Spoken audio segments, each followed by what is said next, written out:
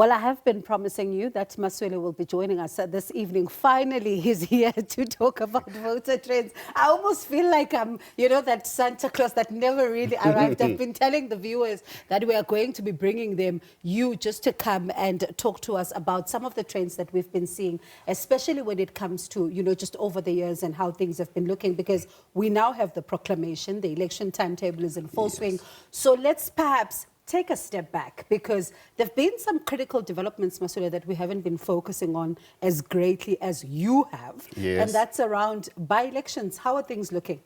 Yes, as you can see today, the proclamation, which means it almost closes the chapter from 2021 up until where we are now, where we are on the eve of the elections, 2026 elections. But remember, immediately after the 2021 elections, then when the councils start working, you will remember that we have now we are going to have 4,488 new councillors.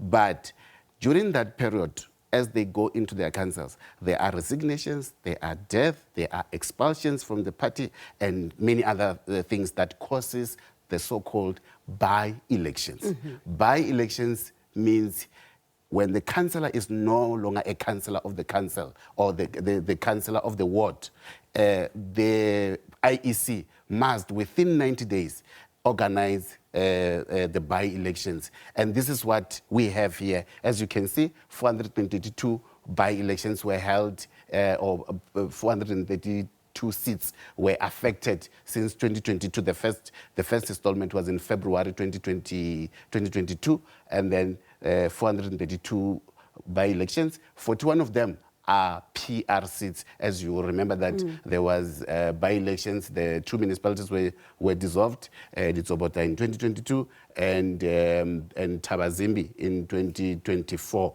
So 432 seats were involved. 119 seats exchanged hands, which means there was a party that after the resignation of the councillor, when the IEC organized the elections, that party contested, but they never managed to get the seat back. It was won by another party. And in that whole process, the ANC, as the party that went in with more seats, they also lost the biggest number at 68. Of those seats. And I want us to go there because you're going into your numbers now. So give us a sense then of how these losses by the ANC benefited the others. Okay. As you can see here, ANC losing 68 and only winning 18 of those. But what you must also notice is that ANC retained many of those seats at 73%. They retained 73% of the seats that were put on for by-elections. The biggest beneficiary of the ANC losses was the IFP with 21 seats. Interesting. It's coalition. It's a GNU partner, as they call it. The government of national But I'm interested. I'm very happy that you marked there, because the IFP was doing these winnings before the MK entered the show. The IFP won many of those seats before the IFP was registered for elections. So as you're saying then, I suppose the focus for you and I is this entrant. But now talk to us about this one, because it's also an interesting dynamic before we also get there. These ones, as you can see, they won 25 seats since 2022, of which 10 of them from the ANC, 11 of them from the DA, and then 3 of them from other parties. And they are a biggest factor in the Western Cape. They are a biggest factor in the Western Cape, where they only lost 3 of the seats, but they won majority. And 15 of the seats that they won, 15 of the 25 seats from the Western Cape. Wow. And many of them from who? From the DA. And then the rest from the ANC in different provinces, especially in coloured communities, in coloured areas. Then the MK entered the show and started taking this, all of them from KZN, won by MK. So when you then move on, especially because, the trends, I remember you and I in 2021 looking at some of what would have happened, and you were already predicting an interesting, outcome, and lo and behold, it became an interesting outcome because it led us to hung councils. Yes, of which 70 hung councils in 2021, of which 21 of them were in KwaZulu-Natal, and then 16 of them were in the Western Cape, and then the rest scattered all over the country, including the metros. We know that especially in Gauteng, where even the local municipalities became hung councils. But what we saw throughout the years since 2021 is that the hung councils produces instability in terms of leadership in those councils. We've had multiple mayors. I think in Johannesburg, if we take it back from 2016, when the first hung up, we had around 8 mayors. Tshwane, almost the same. Nelson Mandela Bay and Ekurhuleni, least affected, but there's been shift, about 4 mayors there, and then Johannesburg, we know.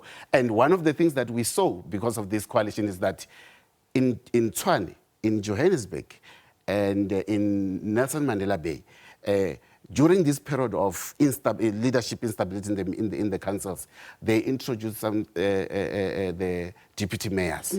As to whether there was a need for a deputy mayor or it was partners demanding power in the municipal, in the mayoral committees, we don't know. But what we saw is that now in many of these metros we have deputy mayors, something that we were not used to all along. And it's ever controversial, right? It's very, very controversial. Because when you try to understand why are you creating the position of a deputy mayor, you don't get straight answers as to who demanded it or what's missing in the leadership.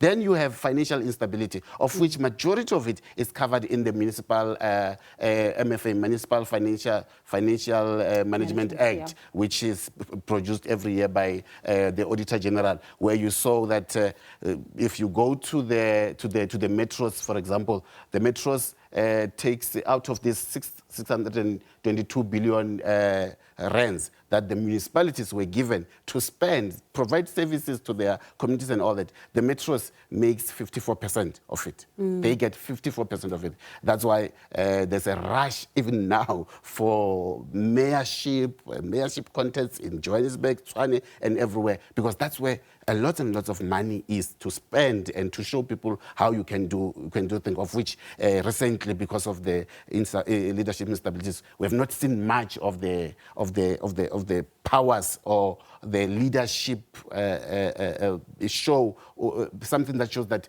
indeed we have leaders who can do the right thing for their communities. You have majority of issues that we are having in these municipalities here. Water, electricity, roads. I can give you one of the towns that really, when you go there now, you will be ashamed of yourself for even visiting the area.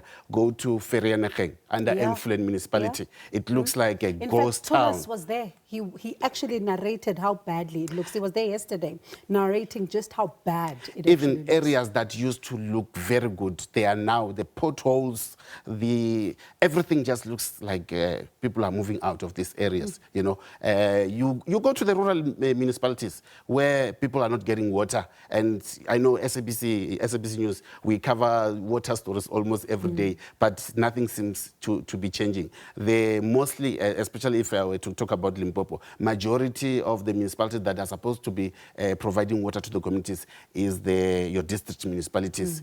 But you find that in one of the municipalities that we once visited, we found that they didn't even have a water engineer or an engineer who was supposed to provide water. An HR person was acting as a head of water provision in that municipality. And that time, the main purpose of that municipality was to provide water to its local municipalities. Where we even spoke to local mayors there, they said, we want a license to provide water to our communities because our communities are blaming us. They are not blaming their district municipality. But majority of those now are in the district municipality and they are not providing water to the communities.